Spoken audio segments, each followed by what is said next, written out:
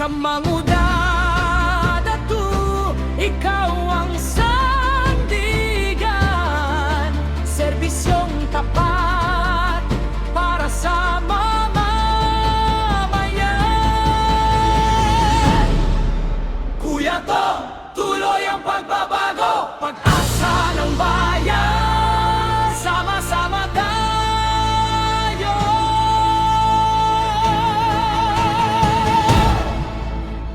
Mayor Biden, Owen, Kuya Tong, mangudadatu, pangalan ay sigaw. Para sa mangudadatu, magandang kinabukasan ngayon at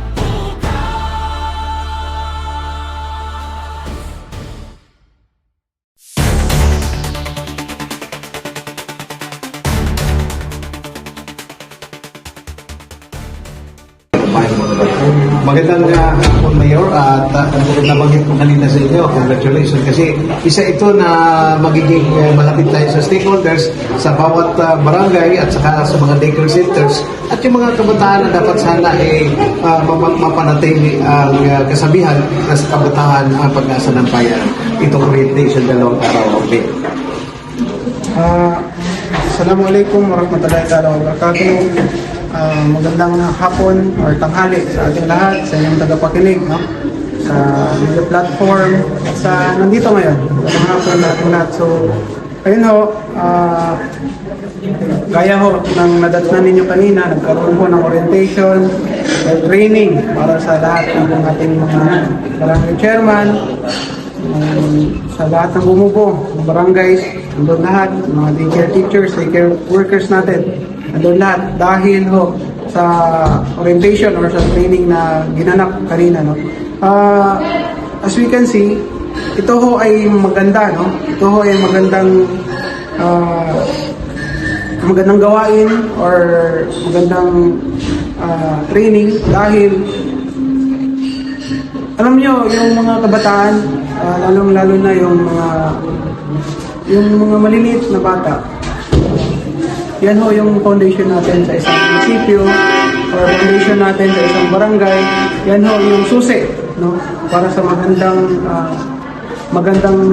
kinabukasan ng ating munisipyo, ng ating barangay, yung mga susunod na henerasyon. So kailangan nating lakasan, kailangan natin paigtingin, or kailangan natin bantayan yung mga susunod na henerasyon, katulad ng ating mga daycare workers na kailangan natin masigurado na hindi lang ho sila worker, basta-basta worker na magpapafeeding lang ho sa mga bata, hindi lang ho basta-basta worker na ihahatid ng magulang, palalaroin lang yung bata, hindi lang ho playroom or play school yung daycare center natin, kundi may matutunan ho yung mga bata or yung may matutunan ho yung mga susunod na henerasyon na or mga toddlers na kung tawagin natin dun sa ating daycare worker. Dahil yan naman ho yung purpose, no? Yan naman ho yung purpose natin, yan ho yung trabaho natin.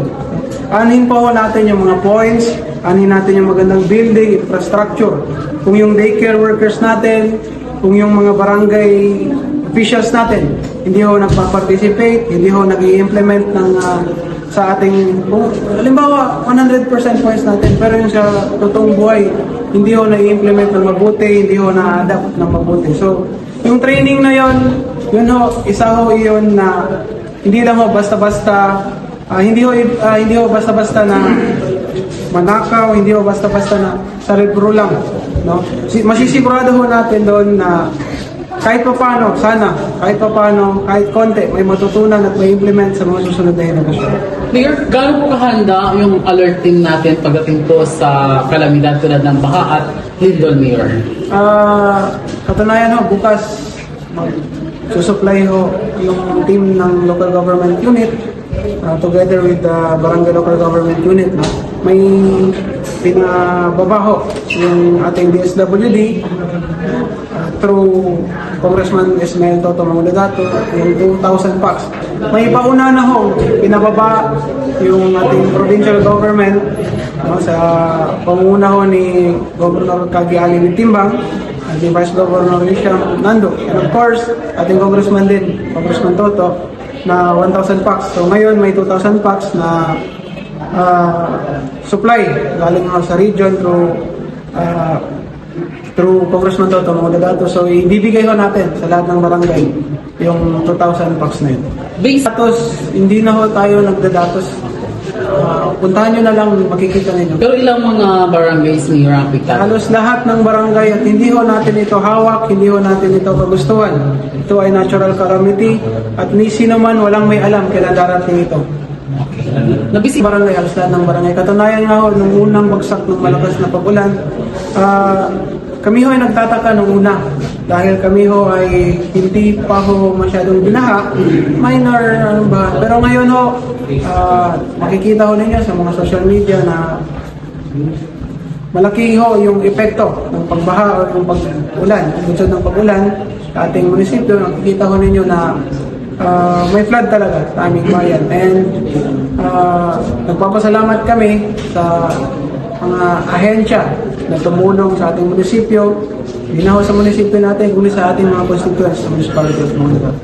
Pero Mayor, ano po may bibigay natin na tulong sa lahat po ng mga pamilya na may matinding pinsala po ng pagbaha, Mayor? Hindi ho namin kayang sabihin or kayang bigyan ng pera man lamang dahil maubos pa ho.